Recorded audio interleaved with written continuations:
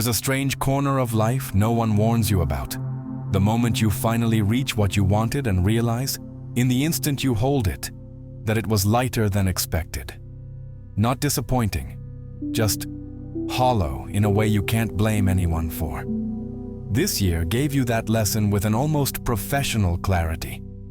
Some goals you chased for months finally landed in your hands. And once they arrived, the impact was softer than the noise they had made in your imagination. From far away, they were monumental. Up close, they were just part of the world's furniture. And then there were the things you never got. Those hurt more, not because they mattered more, but because the mind is generous with what is absent. It decorates the void. It forges perfect versions of the things it can't reach. It refuses to let go of what was never yours. This is the oldest pattern in human consciousness. Desire creates its own suffering, both when it completes itself and when it collapses. And somewhere between the gain that felt too small and the loss that felt too large, you learned the first honest truth of the year. Your imagination tends to overestimate both directions. The pendulum swings. You just stand in the middle, watching. Nothing fell apart dramatically. Your mistakes arrived in installments, small delays, small oversights, small bursts of confidence in plans that were never viable. Individually, they looked harmless. Together, they redirected your entire path. When you look back now, you can't identify a single catastrophic moment. No central cause. Just tiny fractures in your attention, accumulating like dust in the corners. A mind that meant well but delivered inconsistently. It no longer surprises you. The world isn't punishing you. It's simply indifferent. And in that indifference, you stumbled over your own feet. You still cling to the idea that life should have structure. Beginnings, middles, ends, milestones, arcs. But the year taught you what no movie ever admits. Life has no interest in story. There is no soundtrack, no final banner, no applause. There is only continuity. Days that pass without justification, without symbolism, without a hidden script. And the lack of meaning says more about you than about the days. You are the one insisting on coherence. The truth is simpler. You wake, you try, you fail, you succeed occasionally. And the universe does not take note. Life is not a plot, it's maintenance. There were quiet nights when something close to spirituality showed up. Not the spirituality of revelations or reconciliations. A spirituality made of absence. When you finally understand that nothing is going to answer you, silence begins to sound different. It develops texture. It almost feels like a living thing. You didn't pray. You didn't negotiate with the universe. You simply stared at the ceiling, waiting for what would not come. And in that waiting, an unexpected peace appeared. The peace of not expecting anything. It wasn't comfort. It wasn't revelation. It was simply truth. In 2025, something subtle shifted in your perception. You began to see how shallow most things are. How confidently people speak about things they barely understand. How performance often replaces substance. Most people are improvising, trying to navigate uncertainty while pretending they don't notice it. And the deeper you look, the more you see that true depth is rare and silent. The things that touched you this year were almost invisible. Private moments, too fragile to share. You grew up told to seek the light, to be positive, to insist on hope. But the light demands performance. It asks for energy, optimism, purpose. It is a stage. The shadow doesn't ask for anything. It doesn't expect you to smile. It doesn't demand emotional choreography. It accepts you without conditions. There is a strange kind of honesty in darkness. Nothing there tries to impress you. Nothing tries to manipulate your mood. It simply exists. You spent time imagining what it would mean to push another human being into this machinery you barely understand. Being born is not an automatic blessing. It is exposure, to randomness, to expectations, to cycles of desire that cannot be completed. You didn't reach a conclusion, and you didn't need one. Observation was enough. You saw how easy it is to create life and how complex it is to sustain it. There is a subdued compassion hidden in that hesitation. Your plans from early in the year now look naive, not stupid, just built on the assumption that life responds to intention. But life rarely responds. It moves through forces that don't acknowledge you. You recalculate, try again, and slowly realize that collapse is not a failure. It's correction. Reality adjusting your imagination. That doesn't upset you anymore. It simply makes you more precise. A soft sense of displacement accompanied you throughout 2025. Nothing dramatic, just the feeling of being slightly outside everything, like watching a city through a bus window. Present, but not included. This estrangement isn't a flaw, it's awareness. It's the recognition that the world isn't shaped to fit you, and you weren't shaped to fit it. Coexistence, not integration. Oddly enough, that realization made things lighter.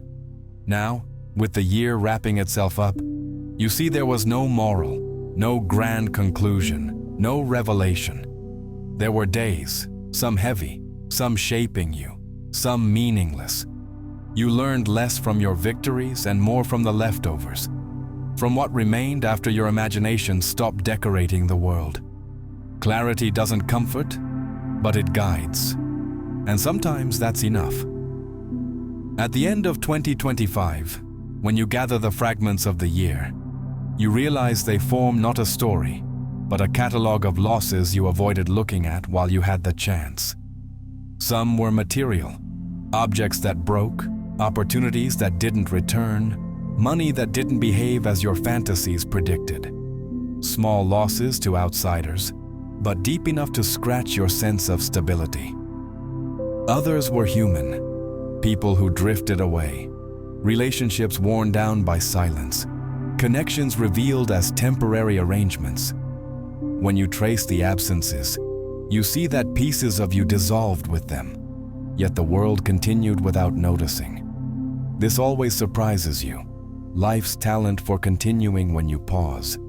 Together, these losses create a crooked spiritual map, not pointing to a destination, but revealing the terrain. And then a theory emerges, quietly mystical. Life scrapes you from time to time to remove the layers you no longer need. Not a god, not fate, just an invisible movement pruning excess. It doesn't save you. It doesn't comfort you, but it explains enough to keep you from despairing. Minimalism explains a bit too. Excess traps you. Possession demands maintenance. Accumulation multiplies the entrances through which chaos walks in.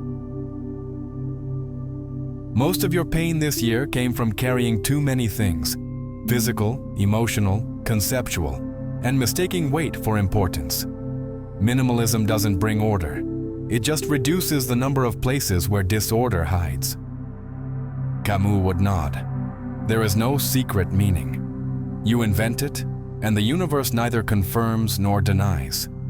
The only honest stance is to continue moving. Sartre would offer a different discomfort.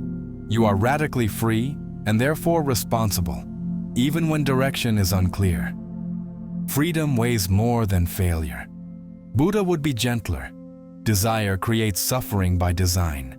You suffer for what you want, for what you keep, for what you lose, and even for the attempt to stop wanting. The wheel turns, and you turn with it. No real philosophy promises emotional armor. They offer something else, perspective, enough to make repetition less naive.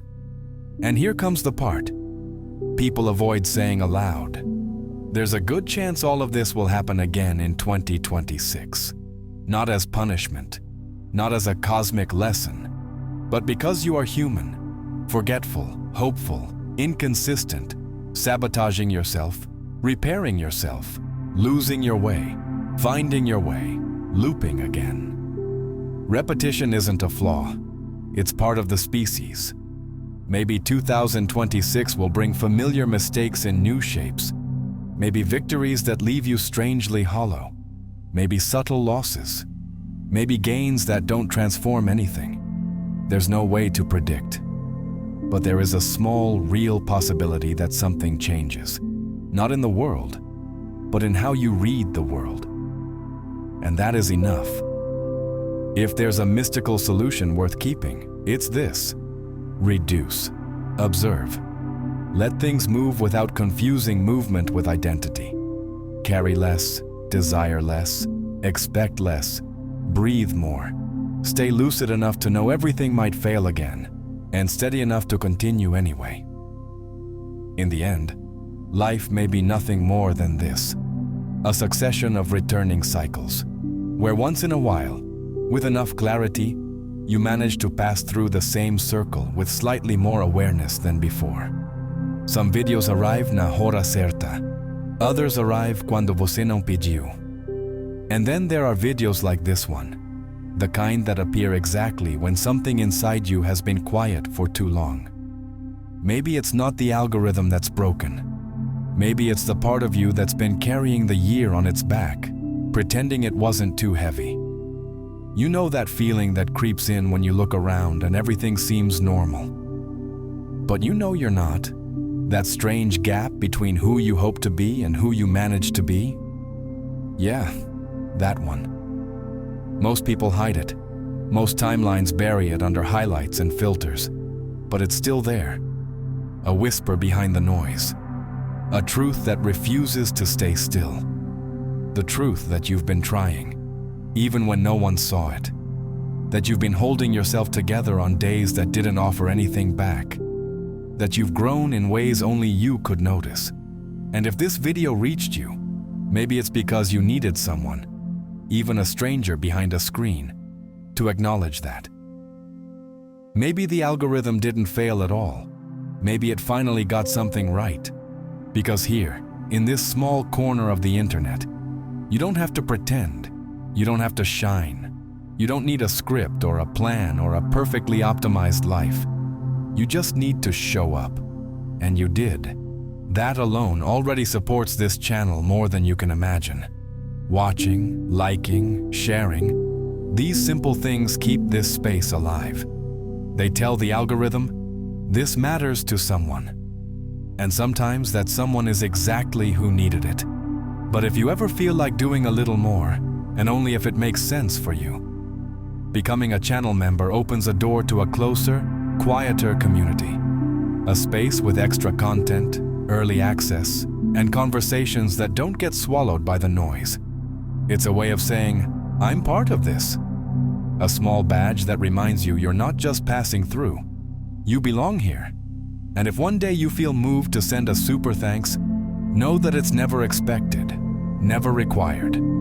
It's simply a gesture, a way of saying that these words, this video, this moment, meant something to you. If you're young, remember, only do this with guidance from someone responsible for you. Your presence alone already helps more than enough. However you choose to stay, viewer, member, or silent wanderer, this place continues because of you. So stay a little longer. Carry what helps, leave what doesn't. And let the algorithm worry about fixing itself. You're already doing better than you think.